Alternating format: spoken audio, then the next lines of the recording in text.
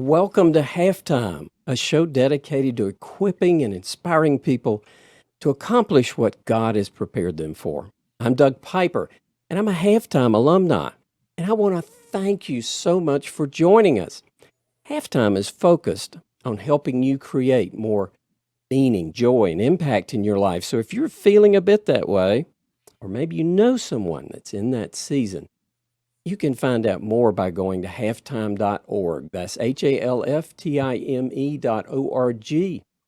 Now, this is our 39th live stream event, and we're looking forward to more this year. And we're also going to launch a new podcast in just a few weeks. We also have an opportunity. If you'd like to refresh your halftime roadmap for 2021, we have just a few openings left. And just click on the button there in the bottom center, and you can contact Lloyd to find out more. Now, today we're discussing best practices when news disrupts your family. Now, the news can bring conflict and isolation to your family, or it can become an anvil on which their faith and values are shaped. Now, for many Halftime alumni, our families are our top priority in this next season. But yet our role is changing as our family evolves.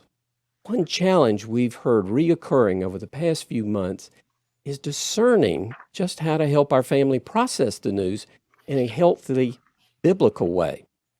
Our families get news in very different ways. It's minute by minute, and it's often relentless. And often social media algorithms funnel us into divergent or contradictory news.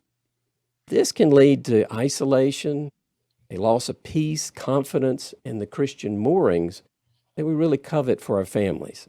So in the next 45 minutes, Lloyd and I will open a conversation with Tomas Brunegård, and this might be able to bring you perspective, maybe a new posture, and a truth source that is both winsome but grounded in God's unchanging wisdom. Good morning, Doug. Good morning. How are you? And good afternoon, Tomas. Good afternoon. Tomas Brunegård joins us from Sweden. He was the CEO of the largest daily newspaper chain in Sweden when he came through the Halftime Institute. Building on the clarity he gained, he moved from CEO to chairman and then became the president of the World Association of Newspapers. Now, this is the premier association of the world's top news producers. His passion is to focus this global group of media giants on freedom of speech. Now, after a lifetime in the news, Tomas will bring to you his perspective and simple best practices from which you can innovate for your family. Now, Lloyd Reeb is a successful real estate developer, author of 3 books, and the founding partner of Halftime Institute. Lloyd, why not just let our kids, siblings, sons, daughter-in-laws think whatever they want to think about today's news and maybe steer away from the conversations to happier, less confrontational topics? Yeah, well, that would certainly feel safer, right, Doug? But it makes, each of us step back and ask the question, what am I trying to do in my family? What's my objective? What's my vision for my family? And I think it's a bigger risk to just step back and let things ride out. And Tomas, I know you're going to bring a historic perspective to what that's done in Christian families in the past. But Doug, I loved one thing you said that I kind of jotted. The news can bring conflict and isolation to your family, or it can become an anvil on which their faith and values are shaped. This is a more rigorous journey with them that requires humility and stepping past our fears and being co-learners with them and deeply dividing between the unchanging truth of the Bible and the values that we know are in their best interest and our grandkids' best interest, and my little opinions about economic policy or something else, or powering up over something. And so how do you delineate between those strategies? And what we already know about each of our Halftime alumni, Doug, is that they want to invest in their family and beyond and bring blessing. And that's why over the last few months, particularly here in America, news has been a huge disruptor in families. And almost every coaching conversation I've had, it comes up. And so I know it's of interest to you, and it's an important topic. And so, Tomas, you and I have been on this journey together for 15 or more years. We've grown to love each other deeply. I remember you were in Indonesia or somewhere, and you flew the wrong way around the world to come to my 50th birthday party and to speak at it. And in fact, I flew on a Thursday to Sweden to be at your birthday party on a Friday and flew back on Sunday. And it's been a joy and a wonderful journey together. So take us into a little bit of your halftime journey first before we dive into this topic of the news. Well, in short, came out of university, started as a management consultant at the management consultant company, came into Burger King in the early 90s because we wanted to bring Whoppers to Sweden. And from that, I took a giant leap. I was only 33 years old, got headhunted to the second largest daily newspaper who wanted some new, fresh guys into the media industry in the early 90s. So with that started a new career, but I was not far away from media because I always wanted to be a journalist, but I had 2 bad grades in school. So, but I got in there, became CEO as a 33-year-old. And from that started a journey that was a lot of ups and downs at the beginning, but then it evolved into a success story. And we more than quadrupled the company until I went to Halftime. I actually met the pastor, Bill Hybels, once, and he gave me the book by Bob Buford. And that hit a gong in my life that, how do I turn myself from, doing what I do, but it's not the purpose, it's not the end of my life. And I started to look for next season. And that's when I found you, Lloyd. And this wasn't just a journey you went on yourself, because I remember asking you, tell me about what Tina's dreams are. And I think you stumbled around a little bit to figure out what that was. But that's been a rich, rich part of this last 15 years, hasn't it? Yeah. Well, you asked me, what does your wife say? And, I thought it was a little bit like going off in a new career path, doing something differently. When I started to think about doing a shift when I turned 50, but I remember walking down the stairs to my wife after having had the call with you, and she got just overthrown by me asking her about the next stage in life. And from that day and on, it became a journey for both of us, and for her became a flourishing work in our church with homeless.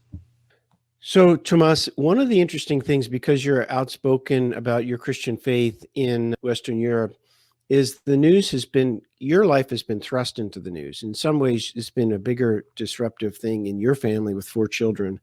They've seen you in the paper. They've seen you on the equivalent of 60 Minutes in Europe. They've made a play about your life called the Media House That God Forgot, and in which they read excerpts from Halftime. I mean, that's about as how do you handle that at the family dinner table?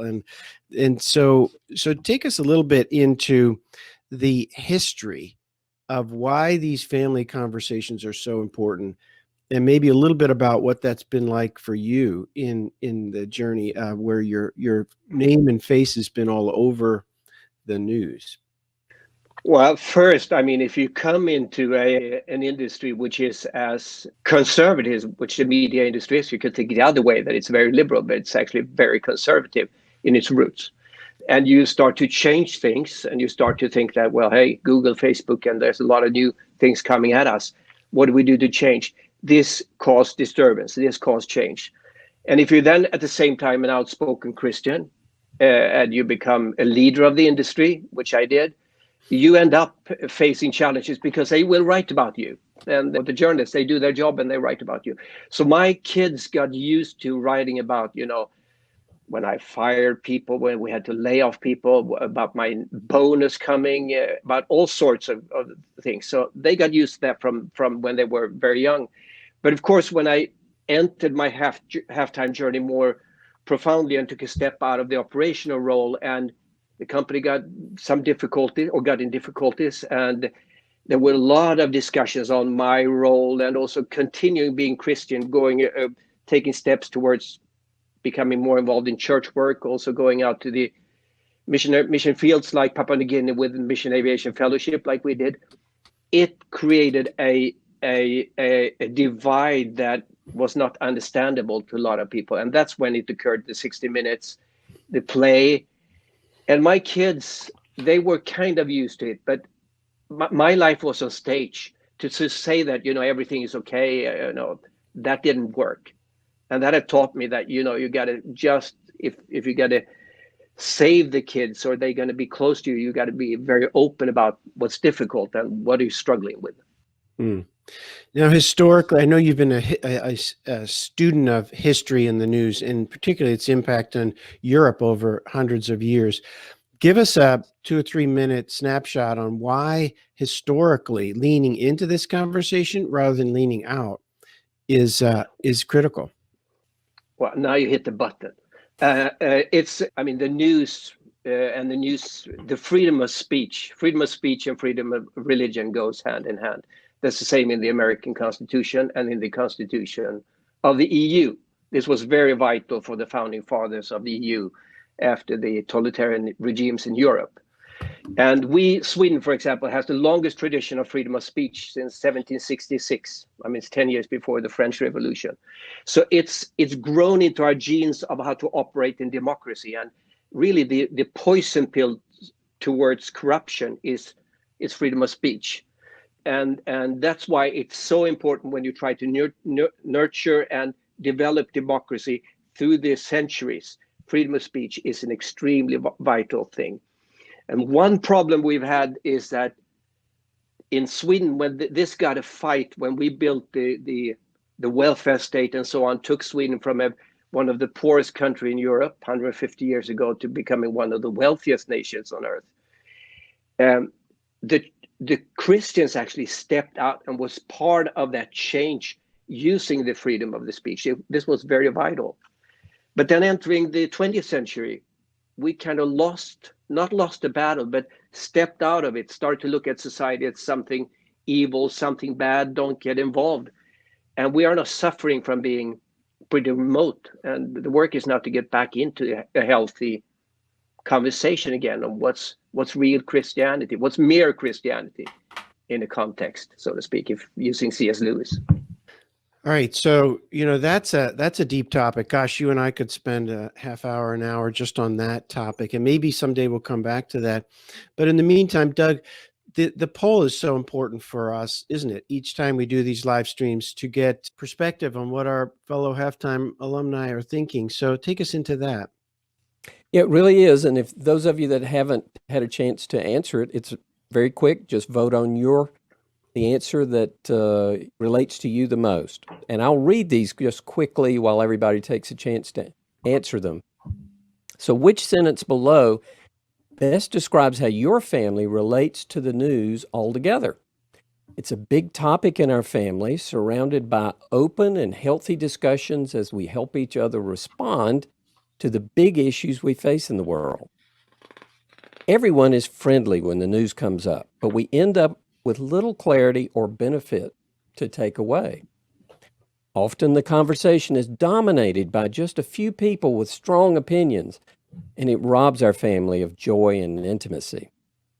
It's not something we focus on at all. We just passing comments, and then we intentionally move on to more fun topics. It is off limits. We try to avoid talking about the news entirely.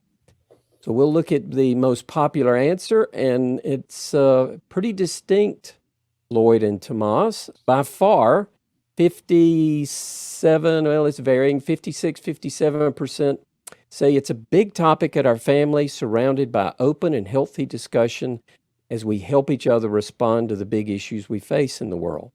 Second to that is it's not something we focus on, just passing comments, and then we intentionally move on to more fun topics. those two dominate, and that is the majority of our response to this poll right now. And they're clearly in those two areas primarily. Wow, that's helpful. Now, it's interesting because then those diverge. What you do about the news, if you're in one of those groups, right, Doug, is different than what you do in the other. I would love if we had a big open conversation of everybody that's in the 68% or whatever that have this robust conversation. Wouldn't we learn so much from each other around that? And we're going to try to tease out what from Tomas, what he's been learning in this journey. And then for those who really try to just downplay it a little bit, maybe these same steps will help you create some early pathways. Here's what I find interesting. I find that it takes work for me to delineate between what are the unchanging values rooted in Jesus' teachings and what are my little opinions that have formed over time. And you certainly, that takes legwork. Secondly, like you and I were saying yesterday or the day before, Tomas, fear and pride. Gosh, fear and pride stand in our way. Fear that this conversation will the family will just lurch out into some unknown waters. And then pride that makes me kind of power up and want to say, hey, I'm 59. I've been around a long time. I've coached a lot of smart people, that kind of ridiculous stuff. And it's probably even harder for you since you know the news. And so here's what I saw, Tomas, is in my life that I was tempted in three directions. One, to become like a dogmatic preacher type, where I'm entrenched and I get to be a grumpy old man and my grandkids no longer listen to me. Or number two, I become this wishy-washy peacemaker that really never, ever takes a stand. They don't know what I think. Or because I like intellectual debate, it becomes like a fun game, almost like chess. Family conversations are no more rich than just a chess game when you put all the pieces back in the box and you close it up and you go to bed at night, and it doesn't lead the family somewhere. So take us into what you've been learning. This is the bulk of our conversation here, Tomas, is what should we be doing? Well, I feel very humble for this on this topic, or I think it takes humility overall on trying to understand what's going on in the world, and especially in the young world. And when you get close, so I have 4 children, and especially with my younger daughter, she's now 18. This has been I think I learned most from my conversations with her, because here you have switched on, she's bright, she's out there, she's engaged in issues that's going on in the society. So I think that when you approach this, you got to stay curious. It has become very important. It's to stay curious on what are she and her friends, what are they talking about, what are the issues for them, and to get close to that and kind of stay informed, read what they do, see what they see. That's what I mean with curiosity a little bit. Get into their shoes. Biden said that actually yesterday at the inauguration. Get in the other's shoes. So that's one thing, and you got to do that with humility. On the other hand, you don't have to there is some sort of a true north. I think you call it wishy-washy. We don't have to become wishy-washy, because I have a true north. I have my values rooted in the Bible. But when you say that, you got to be careful, because a lot in the Bible is also contextual and something is internal. And Jesus gave us metaphors or parables to be able to translate that into various times. And we got to understand, how does that play into our time? And here I think that's where humility comes in. Because to become dogmatic doesn't work, especially not at this day and age when you have such great generation barriers. So let's go a little deeper than that. What does that actually look like sitting around the house? I mean, does it take leadership to bring these topics up? Did you ever have to go back and say, hey, I feel like this is so important in our family, I'm ready to listen and learn from you guys? Or what's the proactive steps that people, one of the things you mentioned in passing that was interesting is you never want to win these discussions, which I thought was an interesting way of framing it up. And that's hard for me, because I like winning discussions. I'm a little bit of a besserwisser. I love these question games, where you ask about historical stuff. So I love winning discussions. But I've learned that on these discussions, I cannot win. We have to learn from it together and enter these issues together. And I mean, just to give you an example on hard topics. So I ended up on the front page of the biggest tabloid, well, actually on the posters of the biggest tabloid, being one of the dark guys in Sweden being against all gay marriages, because I was on the board for our church and we don't have we don't have same-sex marriage. And my kids, especially my youngest daughter, really asked, Dad, what do you think? How do you go about this? How can you believe this? Because this was a topic that went around among her friends. And this is a typical thing where you have to be, if you live your life on stage, and I think we all as parents should live a little bit our lives on stage because our kids learn by example. You got to be able to take these discussions and resonate with them. Where do you come from? But don't become a curling parent, because still you got to say that this is the road, this is the roadmap I have. Are the guiding principles that I have. And that's sometimes hard, and especially when their friends, my kids' friends, are around the table as well. Well, and think about that, Tomas. You're not trying to give them the answers as much as you are trying to point them to where they can find the answers. And if every time a tough question comes up, I just give a dogmatic answer, I think first of all, our grandkids. Think about it. You and I, when we're 15 years from now, my oldest granddaughter is 2.5. They're going to be 17. They'll be driving. And if we get stuck in our ways without being able to delineate between our opinions and the foundational values that are unchanging in God's word, they won't be listening to us. They might not even be interested in hearing our perspective on things. And that's hard work, what you're talking about doing. How did that conversation go when you were on the tabloid front cover, for example? Take us just, if you can, without sharing something confidential about Esther, but well, it's nothing to hide, because I was fairly challenged, and I mean, Sweden is a liberal country, and I think there are many questions that are difficult. I have to say that first. Even if I'm on the leadership of a church, I think there are many issues that I don't really know what to say or how to answer them. That's the first thing. But I that's think back to that humility piece, right? That we don't yeah. all the And I think that's fair to say, but still I've been part of taking decisions. And in this case, this was a little bit of just painting me as a bad person from a public right. standpoint. So you have to remember that. But my daughter, 17 years, she has come back to this issue many times, because if you Google me, you'll find this still, it doesn't go away. So even 5-10 years later, it's an issue. And it comes back and it comes back, and we have to talk about it, because it comes up and it comes up now and then with her friends. And she even had friends who have tried to paint our family in black because of these articles. Yeah. Where she has had to defend me. Yeah. You know, one of the things I learned from Bob Buford was he would, in our private conversations, he would say, Lloyd, why would I want to allow our society to put me in some little bucket?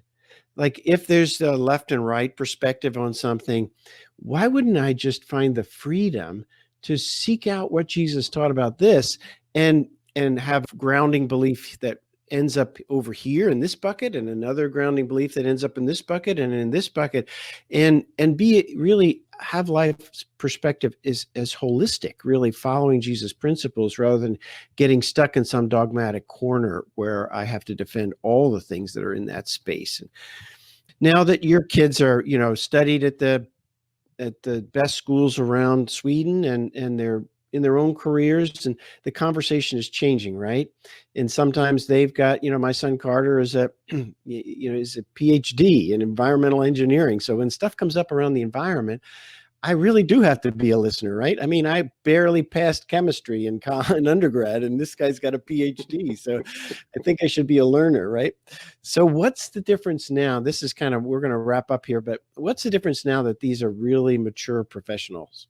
Well, I mean, they are now mature. They're grown-ups, even if they are have less years on in their lives. They are grown up. They have learned so many new things that I need to just to get these AirPods to work. I have to call them. I mean, so that's one. It's a friendship, and we moved over from a parent kid and then into friendship. But of course, where I think the fruit comes from this is that they still listen, they value, they interpret, they see the example. And that's maybe where I see the positive fruits of having actually had these conversations around the dinner tables. Let's sum it up, if you would, Tomas. How would you sum up your advice on this, and what are some of the specific next steps that you think are really the essential groundwork? Stay open, be curious, read, study, see what they do, our kids. Know your true north. Understand the values that are eternal, that you will live and die by, and then do this in humility. I think that's the road forward. Wow, that's great. Thank you. We promise everybody that we will try and wrap up the main part of our presentation in 30 minutes. Well, and I think Tom England has a nice comment there that sums up things. He suggests we need to triangulate our news sources.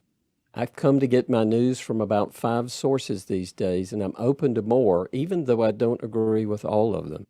And I think, Tomas, that's what you were suggesting.